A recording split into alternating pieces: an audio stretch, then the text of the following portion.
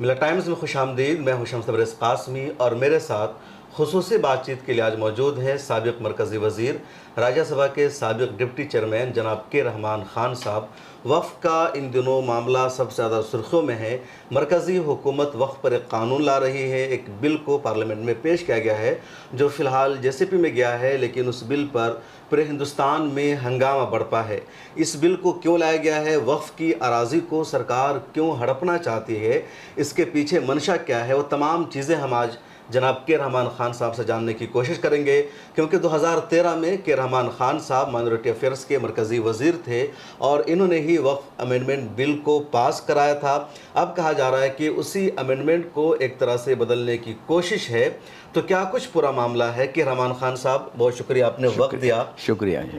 یہیں سے شروعات کریں گے کہ ابھی جو نیا بل لایا گیا ہے BJP سرکار کے ذریعے, تو اس بل میں ایسا کیا ہے جس کی مسلمان مخالفت کر رہے ہیں؟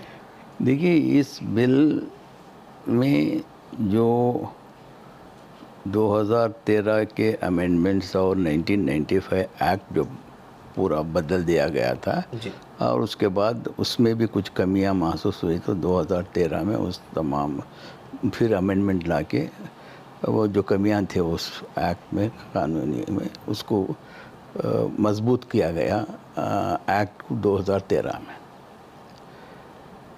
اب 10 سال یہ اقتدار میں ہیں. جی, اب 10 سال کے بعد جب ان کا گراف گرتا گیا تو اور یہ چاہتے ہیں کہ یہ ہندوستان کی کمیونل فضا کو اور خراب کریں. اب ان کے سامنے اوقاف کا اور مساجد کا اس میں انٹرفیئر ہونے کا ایک موقع وقف کے ذریعے سے مل گیا. اب تک جو قانون تھا جی, کہ اوقاف جو بھی اوقاف کے زمینات ہیں یا اوقاف کے پراپرٹیز ہیں, اگر وہ اس پراپرٹی کو اگر کوئی وقف کیا ہے, جی, چاہے وہ بائی یوزر ہو, چاہے وہ ڈاکیومنٹ ہو یا یوز میں ہو. جی, اب کوئی قبرستان ہے, کوئی عیدگاہ ہے, کسی کا بھی دیا ہوگا, وہ اللہ کی راہ میں دیا ہوگا, تو وہ یوز میں ہے, وقف بائی یوزر ہو جاتا ہے, تو اسے ڈاکیومنٹ کی ضرورت نہیں ہے. اچھا, ابھی تک یہ تھا کہ اس کے لیے کوئی ڈاکومنٹ دیکھو کہاں سے لائیں گے. یہ صرف وقف کے ذریعے سے نہیں, اب ہندو ٹیمپلز بھی ویسے ہزاروں ٹیمپلز ہیں. ہر مذہب میں تب اس وقت پر ڈاکیومنٹیشن نہیں ہوتے تھے, جی, ورڈ آف ماؤتھ سے بھی ٹرانسفر ہوتے تھے. تو اس لیے یہ جو ہے سروے کیا گیا, اس میں سروے کا پروویژن لایا گیا 95 ایکٹ میں کہ ایک سروے کمشنر رہنا چاہیے, اور سروے کمیشن کو ہر پراپرٹی کو سروے کریں. ہر ہندوستان میں الگ الگ صوبوں میں جو بھی پراپرٹی, وہاں کے سروے کمشنر کو یہ دیا تھا, یہ ذمہ داری دی گئی تھی کہ وہاں اس ایریا میں جتنے بھی وقف پراپرٹیز ہیں اس کا جائزہ کر کے, اگر وہ ایک کسی کی دی ہوئی پراپرٹی ہے, اس میں خدا کی راہ میں کے لیے دیا گیا ہے, چیریٹیبل پرپس کے دیا گیا ہے, تو وہ اللہ کی ملکیت ہو گئی, تو وہ کوئی اس کو اس میں یہ نہیں رہتا, وہ وقف پراپرٹی ہو گیا.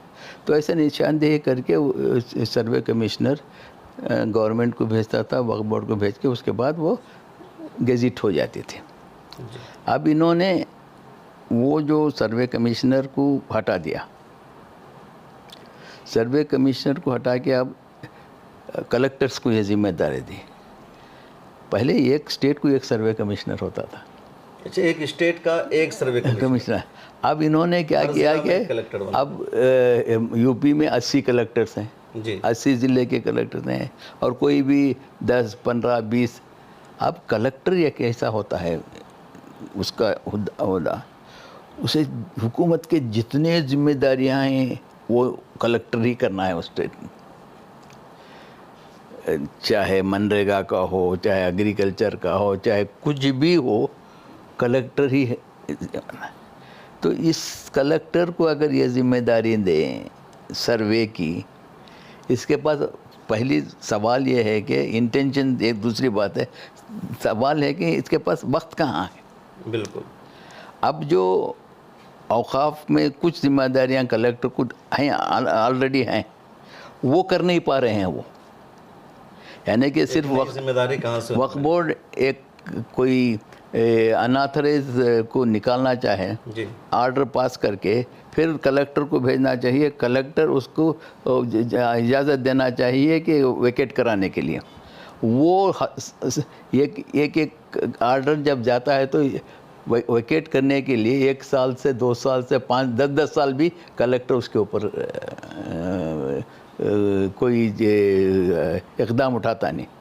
تو اب آپ سروے کا اتنا بڑا ذمہ داری سروے کمشنر نکال کے، تو سروے کبھی نہیں ہوگا، تو اب سروے نہیں ہو پائے گا، یہ سروے صحیح نہیں ہو پائے، ان کو وقت پہ وقت نہیں ہے، ایک تو وقت نہیں ہے، مگر اس کا انٹینشن خراب ہے، یعنی کہ یہ کلیکٹر ہوتا ہے حکومت کا ایک تابع دار، جی، وہ حکومت کیا کہتی ہے وہی کرتا ہے۔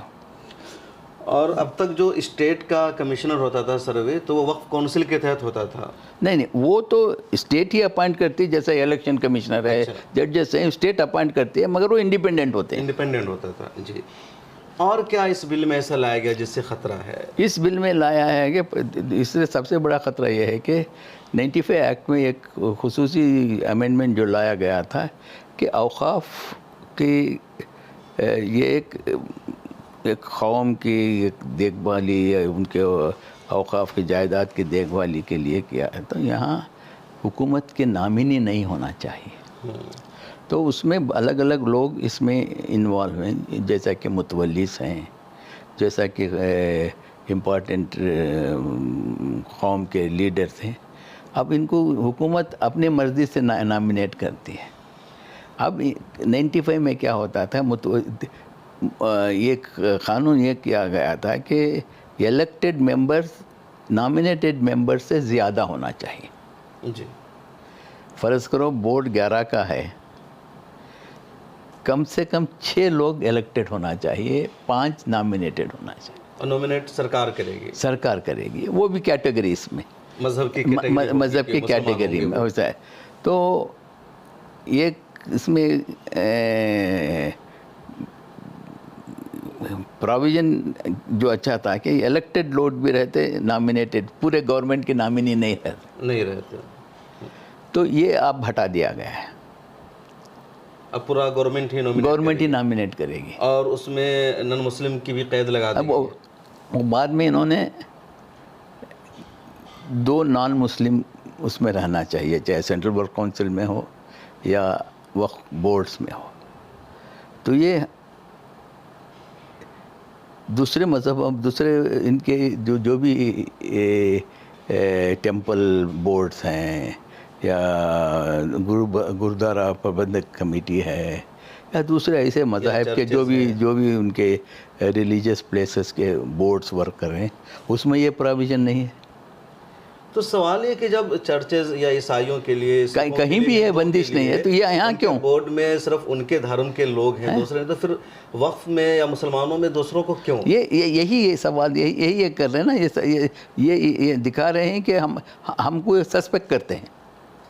یہ دیکھنے سے مسلمان کے جو بھی ادارے ہیں، تم ہم ایک 2 ہندو کو لگ کے ہم ہندوؤں سے ہمارا کوئی بیر نہیں ہے، اس کے یہ نہیں، ہم یہ نہیں کر رہے ہیں کہ وہ نہیں ہونا چاہیے، مگر کیوں ہونا چاہیے؟ ہاں، یہاں پر ان کی کوئی ضرورت نہیں ہے۔ یہاں سوال ہے کہ یہ ہمارے ریلیجیس افیئرس میں یہ آگے کیا کریں گے؟ بالکل۔ تو یہ سب سے بڑا سوال ہے، وہ لا رہے ہیں، ان کی انٹینشن صحیح نہیں۔ اچھا، ایک اور جاننا چاہیں گے، جو کلیکٹرز کو پاور دیے گئے ہیں کہ مطلب یہ کہ مسجد کی جو جگہ ہے یا قبرستان کی جگہ ہے وہ وقف کی ہے نہیں ہے، کلیکٹر فیصلہ کرے گا، کلیکٹر نے کہہ دیا کہ یہ گورنمنٹ کی زمین ہے تو وہ گورنمنٹ کی زمین ہو جائے گی۔ تو یہ کب تک کا مطلب آزادی سے پہلے کی جو مسجدیں بنی ہیں اس پر یہ لاگو ہوگا، اس سے پہلے کا جو وقف ہے، یا ٹوٹل اوقاف کے راضی؟ نہیں، اب تک جو قانون آنے تک جو ادارے مساجد ہو، قبرستان ہو اور جو بھی ہیں، وہ رجسٹر ہو گئے ہیں اس کو دوبارہ پورٹل میں ڈالنا چاہیے.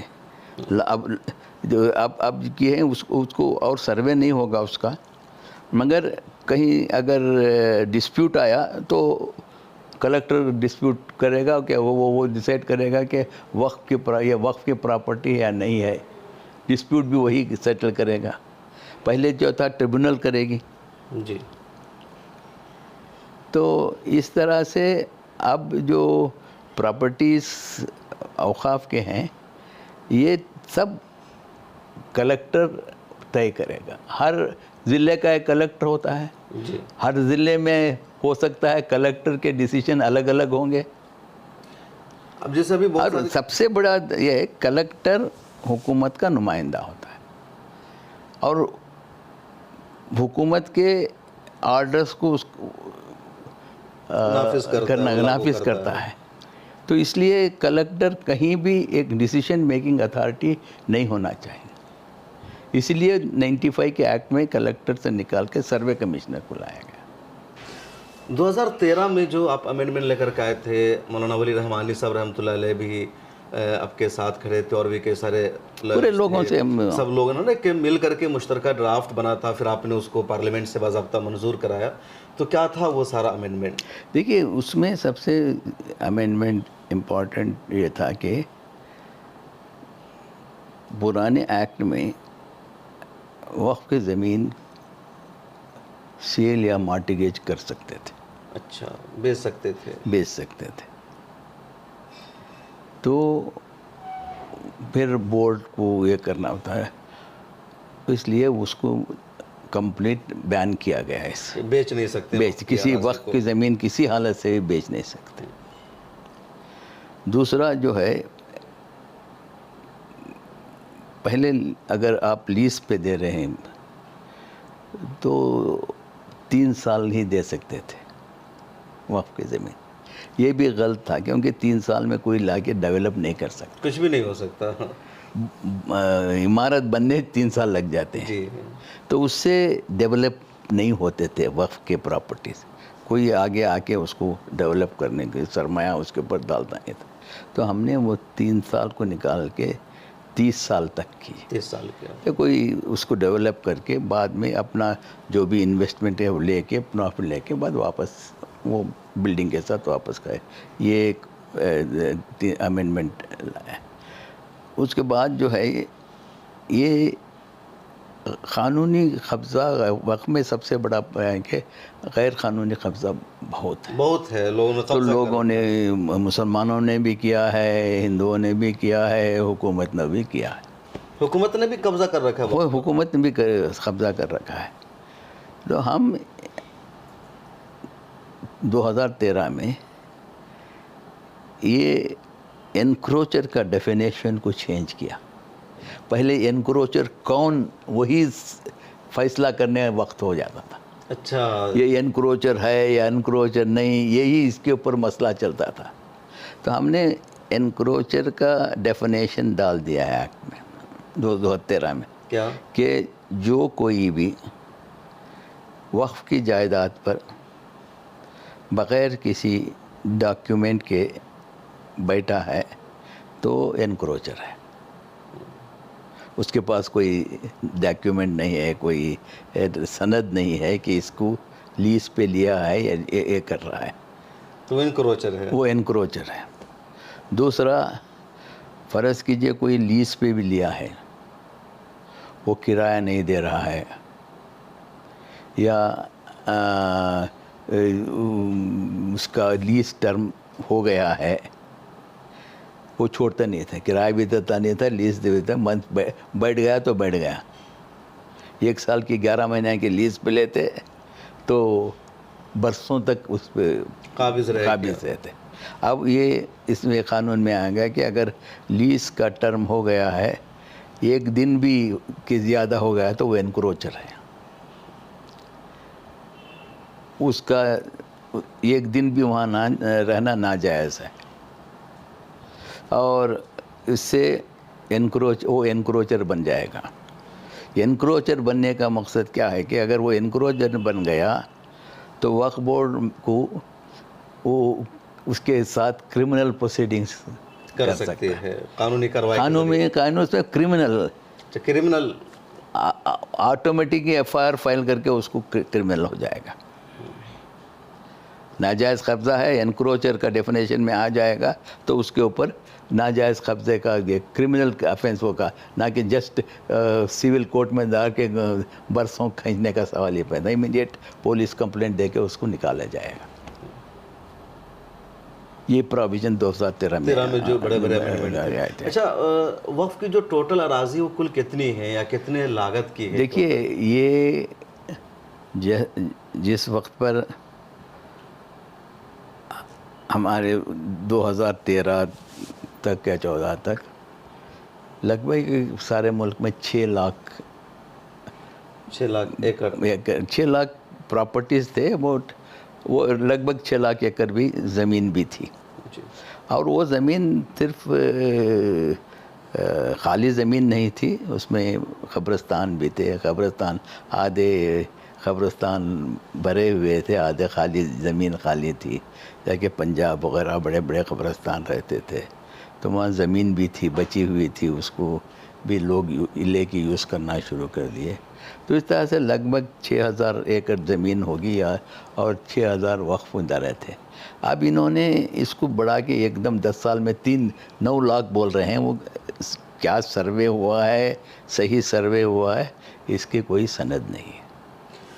اچھا، ایک عام مسلمانوں کے سوال ہوتا ہے کہ وقف کی اتنی زیادہ پراپرٹی ہے، کہا جاتا ہے ریلوے کے بعد سب سے زیادہ زمین ہے وقف کے بعد، تو عام مسلمانوں کو اس سے کیا فائدہ ملتا ہے؟ دیکھیے، عام مسلمانوں کو فائدہ اس طرح سے ہم نہیں لے سکتے کہ وقف کی زمین واقف وقف کرتا ہے اللہ کے راہ میں، اور جب وقف کرتا ہے تو واقف کا منشا ہوتا ہے، جی، جسے ہم منشے واقف کہتے ہیں. اور وہ زمین یا جائیداد جو وقف کیا جاتا ہے اس سے جو بھی آمدنی آتی ہے وہ منشے واقف کے لیے ہی استعمال کی جائے گی، کہ واقف کی منشا جس چیز کے لیے تھی اسی میں اس کو خرچ کیا جائے گا. اگر واقف کا منشا پورا ہو کر اگر اس کی آمدنی اور بھی زیادہ ہے تو وہ دوسرے فلاحی کاموں میں لگا سکتے ہیں جب منشے واقف پورا کرنے کے بعد. تو اس لیے اس کا فائدہ کیسا پہنچے گا وہ منشے واقف کے اوپر ظاہر ہے. کوئی ایجوکیشن کے واسطے دیتے ہیں، کوئی عام طور پہ بینیفیشیریز جو ہوتے ہیں جی، وقف کے بینیفیشیریز جو مسلمان ہیں، یہ طے ہے کہ مسلمان ہیں، جو اسلام میں ہیں، جو مسلمان ہیں وہی بینیفیشیریز ہیں، چاہے واقف ہندو ہی کیوں نہ ہو، بینیفیشریز مسلمانوں کو ہے. تو اس لیے ہے کہ اس کی بینیفیشریز مسلمانوں کی فلاح کے لیے جائیں گے نا. بالکل. اچھا، جتنے اسٹیٹ ہیں سب کا الگ الگ وقف بورڈ بنا ہوا ہے، تو اسٹیٹ کے وقف بورڈ کا کوئی سینٹرل یونٹ بھی ہے؟ ہر اسٹیٹ کا وقف بورڈ اپنا آزاد ہے اپنے اسٹیٹ کے لیے؟ نہیں، یہ جو ہے ایک تو حکومت کا اس میں کنٹرول ہے، انڈائریکٹ کنٹرول حکومت کا رہتا ہی ہے. اسٹیٹ گورنمنٹ جو ہے وہ وقف بورڈ کانسٹیٹیوٹ کرتے ہیں الیکشن کے ذریعے سے، وہ کیسا بھی ہو. اب جب میں نے کہا کہ 11 کا بورڈ ہے تو 6 الیکٹڈ کیٹیگری سے آنا ہے. حکومت جس کو چاہتی ہے وہ 5 حکومت نامینیٹ کرتی ہے. اس میں کیٹیگری ایک ریلیجیس لیڈرز، ایسے کیٹیگریز، ایک گورنمنٹ آفیسر، ایسا کہتے ہیں 5 ان کے ہوتے ہیں. اب اس کے بعد جو اس کا چیئرمین ہوتا ہے وہ الیکٹڈ ہوتا ہے. وہ پورے 11 ممبرز مل کے ایک چیئرمین کو الیکٹ کرتے ہیں، اور وہ صحیح کام نہیں کر رہا ہے تو اس کو نکالا جا سکتا ہے ووٹ آف نو کانفیڈنس کے. اب یہ سب نکال دیے، وہ اس نکال دیا انہوں نے. وہ الیکٹڈ چیئرمین نہیں ہے، اب پورے ممبرز الیکٹڈ کیٹیگری کے لوگوں کو نکال دیے، اور چیئرمین یہی نامینیٹ کریں گے. حکومت چیئرمین نامینیٹ کرے گی، بس جیسے کلیکٹر حکومت چیئرمین نامینیٹ کرے گی. وہ الیکٹڈ نہیں ہے، اس کو نکال، اور یہ بھی کہہ دے گی اس کو نکال نہیں سکتے، بورڈ نہیں نکال سکتا. وہ جو چاہے فیصلہ وہ کرے. چاہے 5 سال اگر اس کو میں آ جائے تو 5 سال رہے گا، یہ جو اس جب میں تک حکومت نہیں چاہے گی. کل جب ڈسکشن آپ کر رہے تھے، آپ سمجھا رہے تھے قانون کو پورا، تو ایک کلوز تھا کہ اب تک یہ وقف کونسل کے تحت پورا وقف کی اراضی تھی، اب یہ گورنمنٹ آف انڈیا کی پراپرٹی ہو گئی. اراضی کبھی بھی سینٹرل وقف کونسل کی نہیں تھی. سینٹرل وقف کونسل ایک ادارہ ہے جی جو قانون میں کہ کیونکہ اسٹیٹ گورنمنٹ کا موضوع ہے، یہ سبجیکٹ کنکرنٹ سبجیکٹ میں آتا ہے. جی تو جب کنکرنٹ سیٹ میں آتا ہے تو اسٹیٹ بھی قانون بنا سکتی ہے، سینٹر بھی قانون بنا. تو 54 کے بعد جب قانون بنا تو وہ صرف وہ اسٹیٹ چاہے تو اسے اڈاپٹ کر سکتا تھا یا نہیں. جب 95 کا قانون آیا تو اسٹیٹ کو یہ اڈاپٹ کرنا ہی پڑے گا، یہ قانون یہ لازمی ہو. لازم ہو گیا. تو اب جو ہے یہ جو اسٹیٹ وقف بورڈز ہوتے ہیں وہ ایک اٹانومس باڈی ہوتی ہے جیسا کہ کوئی بھی گورنمنٹ بورڈ، مگر سینٹرل وقف کونسل جو ہے ایک ایڈوائزری باڈی ہے. اچھا، only advisory it is advisory body to the government. To the government, state government, central government. Central government. تو یہ ایڈوائزری سینٹرل گورنمنٹ کو یہ کہیں گے کہ جیسا ایڈوائز کرتے ہیں یہ ایسا کرو ایسا کرو، مگر ان کے پاس کوئی پاور نہیں تھا. تو 2013 میں کیونکہ اسٹیٹ بورڈز اپنی منمانی کر رہے تھے، ان کے اوپر کوئی سپروائزری باڈی ہونا بورڈز کے اوپر کر کے ہم نے 2013 میں سینٹرل وقف کونسل کو مضبوط کیا. ایڈوائزری سے نکال کے ڈائریکٹیو باڈی بنایا کہ وہ ڈائریکشن دے سکے، جنرل ڈائریکشن دے کہ یہ کام ایسا کہ اس طرح سے کرنا ہے، اس کرنا ہے، اور ان کے اوپر ان کو حسابات پوچھ سکتے ہیں، ان کے جو کارکردگی پوچھ سکتے ہیں. اس طرح کے ان کو پاور دیے گئے سینٹرل وقف کونسل کو. یہ 2013 میں دیا گیا، اور وہ دینے کے بعد اس کو مضبوط کیے اور ڈائریکشن بھی دینے کے لیے. تو ایک واچ ڈاگ جیسا سینٹرل وقف کونسل اوقاف کے اوپر بنے رہے گی. ابھی جو یہ بل جے سی پی میں چلا گیا، جوائنٹ پارلیمنٹری کمیٹی میں، تو آپ کو کیا لگتا ہے اس کمیٹی میں کیا کچھ ہو سکتا ہے؟ بدلاؤ کتنا آئے گا بل میں؟ نہیں، کمیٹی کے اوپر منحصر ہے، یہ کمیٹی کے ممبروں کے اوپر منحصر ہے. سینٹرل جے پی سی کو اس لیے قانون بھیجے جاتے ہیں، کبھی کبھی جی ایسے موقع آتے ہیں تو تنازع آتا ہے، اس میں کوئی فیصلہ ہاؤس میں نہیں کر پائیں گے اور بل میں خامیاں ظاہر نظر آتے ہیں، تو جب ہاؤس میں ڈیمانڈ کیا جاتا ہے یا حکومت بخود یہ جے پی سی کو بھیج سکتی ہے. تو جے سی پی کی ذمہ داری ہے کہ اگر اس میں بدلاؤ، بہت سے جے پی سی نے قانون میں بہت سے بدلاؤ کیے ہیں، ہو سکتا ہے کچھ چینجز لائیں گے، مگر اس کا یہ جو وقف بل کا جو سوال ہے، اس میں اتنے انکنسسٹنسیز ہیں جی کہ یہ کچھ بھی یہ جے پی سی اس کو، کیونکہ جے پی سی میں ہر طرح کے ممبرز رہتے ہیں اور وہ وقف کے کارکردگی سے یا مسلمانوں کے جذبات سے ان کو معلوم نہیں رہتا کہ کیا ہے. وہ سمجھتے ہیں کیا ہے، ایک امینڈمنٹ لائی ہے، سرکار کی ذمہ داری ہے امینڈمنٹ لانا، لائیں، اس کو کیوں ہم اپوز کریں گے. یہ بھی ایٹیٹیوڈ ممبروں کا ہو سکتا ہے، اور بہت سارے ممبرز ہیں اس کو صحیح طریقے سے بھی دیکھیں گے. مگر جے پی سی میں ایک فائدہ یہ ہے کہ آپ جا کے اپنا موقف رکھ سکتے ہیں. آپ مرکزی وزیر بھی تھے، آپ نے قانون کو پاس کرایا تھا، اور خود آپ کا اوقاف پر کافی کام ہے، آپ کی ایک آرگنائزیشن بھی ہے، کئی سارے کانفرنس آپ نے کرایا. میں نے بھی ایک کانفرنس کو اٹینڈ کیا تھا بنگلور میں. تو ایمانداری سے میں جاننا چاہتا ہوں کہ ابھی جو بل آیا ہے، کیا اس کی ذرہ برابر ضرورت تھی؟ جیسے 2013 میں آپ نے بالکل، میں بڑے یعنی رسپانسبلٹی سے میں یہ بات کہوں گا کہ اس بل کی کوئی ضرورت نہیں. اب جو 2013 کی بل ہے اس میں کسی قسم کا امینڈمنٹ کی کوئی ضرورت نہیں. اب یہ جس میں جو امینڈمنٹ ہو گیا جے سی پی میں گیا ہے تو جو ایکسپرٹ ہے کہہ رہے کہ ٹوٹل کا ٹوٹل ہی مطلب خلاف ہے. اس کا ایک کلوز بھی ایسا نہیں ہے جو وقف کو مضبوط بنانے والا ہو بلکہ مسلمانوں سے رائٹ چھیننے والا ہے.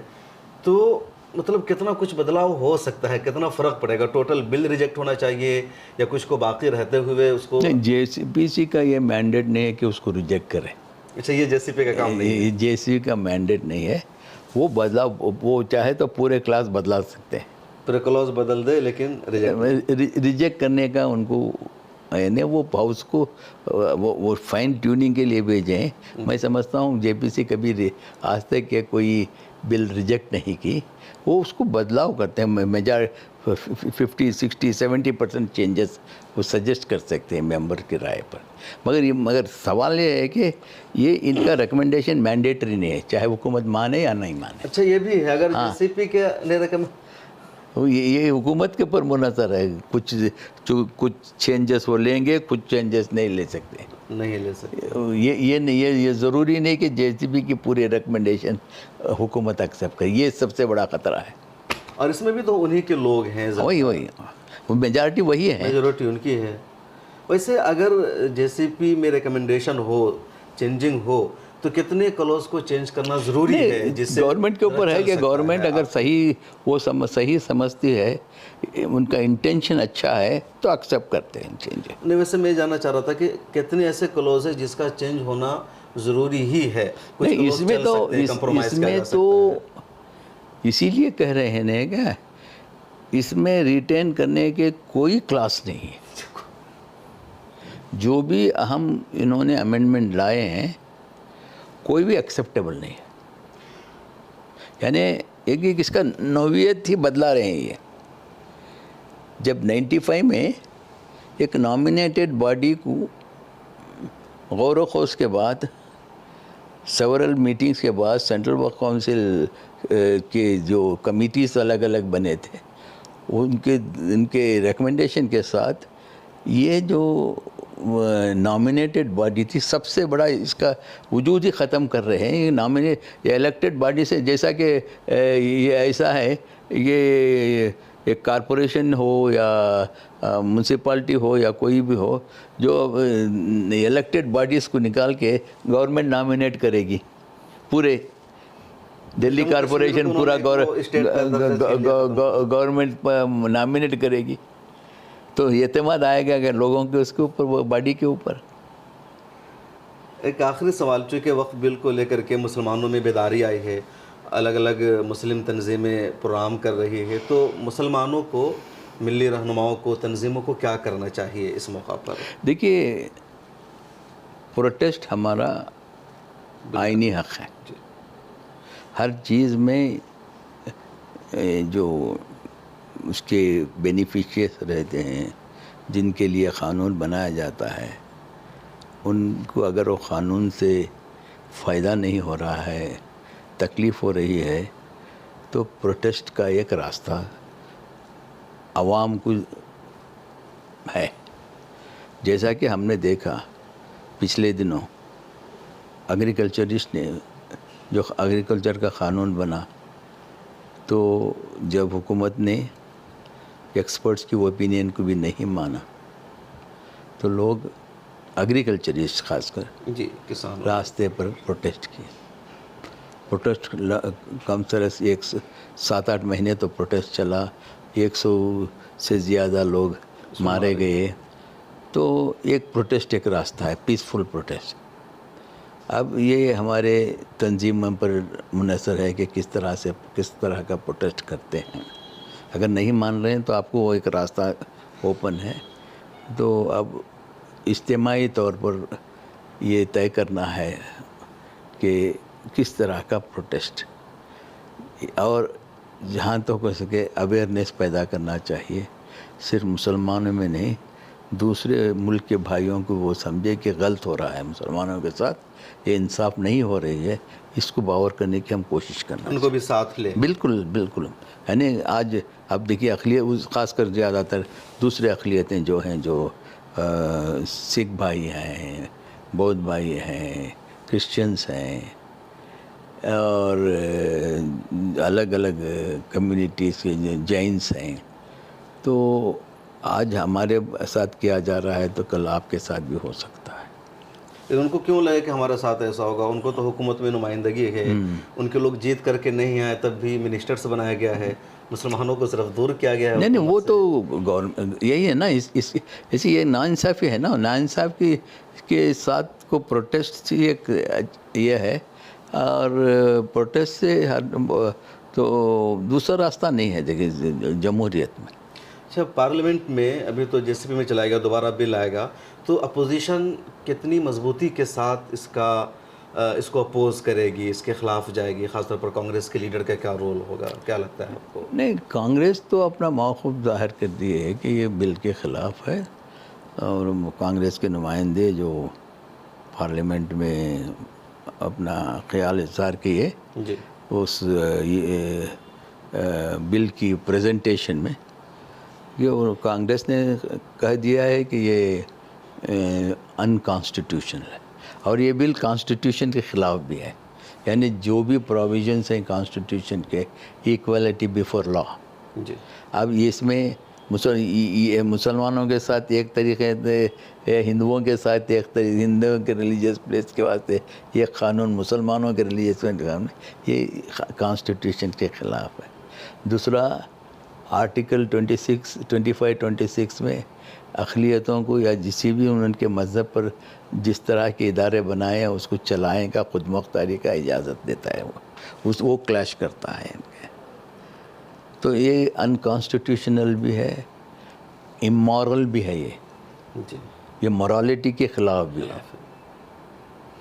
ایک اور ابھی خبر آئی کہ جو این ڈی اے کے پارٹنر ہیں جیسے نتیش کمار، چندرا بابو نائیڈو، یہ ساتھ نہیں دیں گے بی جے پی کا. اگر یہ ساتھ نہیں دیتے ہیں تو اس بل کے پاس ہونے کے کتنے امکانات رہ جائیں؟ اگر وہ ساتھ نہیں دیے تو اس بل میں پاس ہونے کے کوئی امکانات نظر نہیں آتے، مگر کم ہوں گے. ہو سکتا ہے وہ مینیج کریں گے مگر کم ہوں گے. اب سینئر سیاستداں ہیں، وزیر رہ چکے ہیں، کانگریس کے اتنے قداور نیتا، کیا لگتا ہے نتیش کمار کو دیکھ کر کے، چندرا بابو نائیڈو کو دیکھ کر کے کدھر جائیں گے وہ؟ نہیں، ان کے لیے میں ایک نتیش کمار کے ایک ایم پی سے بات کر رہا تھا، جی. جو جانا جاتا ہے سیکولرزم کے لیے.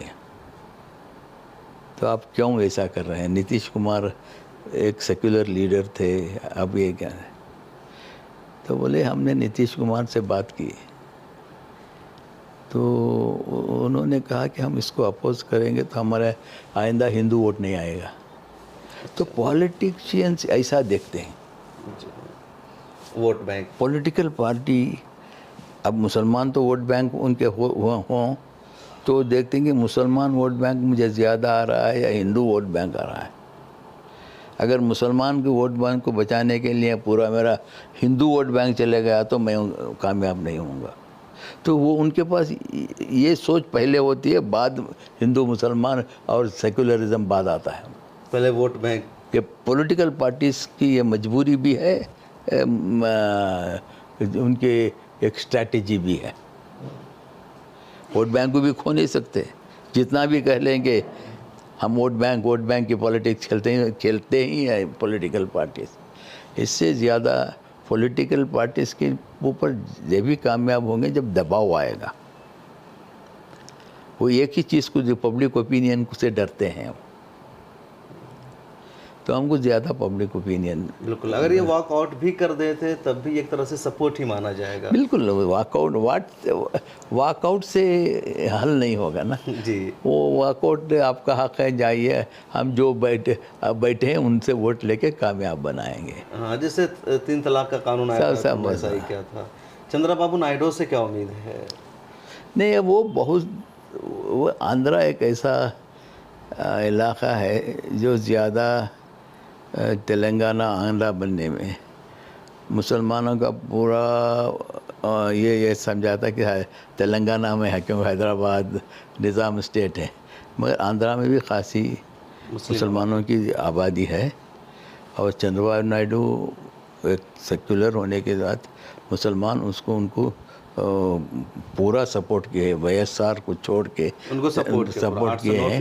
اگر وہ سپورٹ کو بحال رکھنا چاہتے ہیں تو ایک منصفانہ فیصلہ ان کو لینا پڑے گا۔ بہت شکریہ۔ تو ہم بات چیت کر رہے تھے وقف بل پر جو امینڈمنٹ 2024 کا ہے، کیا کچھ اس میں بدلا گیا ہے، کتنا اثر پڑے گا، کس طرح مسلمانوں پر مستقبل میں اس کو جھیلنا پڑے گا۔ تو بہت ساری چیزیں تھیں، چونکہ کے رحمان خان صاحب اس موضوع کے لیے، اس قانون کے لیے سب سے موضوع شخصیت ہے، کیونکہ اس موضوع پر کام کرتے ہیں، اس کے ایکسپرٹ ہے، دلچسپی ہے۔ اور جب مرکزی وزیر تھے 2013 میں تو خود انہوں نے ایک امینڈمنٹ منظور کرایا تھا پارلیمنٹ سے، تو انہوں نے تفصیل سے بتایا کہ پہلے کیا تھا، اب کیا ہے اور کتنا کچھ اثر پڑے گا۔ کے رحمان خان صاحب کا صاف صاف کہنا ہے کہ اس بل کی بالکل بھی ضرورت نہیں ہے، اس کو سیدھے سیدھے ریجیکٹ ہونا چاہیے۔ مسلم تنظیموں کو، مسلمانوں کو کیا کرنے کی ضرورت ہے وہ بھی کے رحمان خان صاحب نے بتایا ہے۔ ان دونوں دیش بھر میں اویئرنیس کے لیے پروگرام اور کانفرنس کا سلسلہ بھی جاری ہے۔ کیسے لگی آپ کو بات چیت؟ کمنٹ سیکشن میں ضرور لکھیں۔ ملا ٹائمز کو آپ سوشل میڈیا کے سبھی پلیٹ فارم پر فالو کیجیے۔ مجھے دیجیے اجازت، پھر ملاقات ہوگی۔ بہت شکریہ۔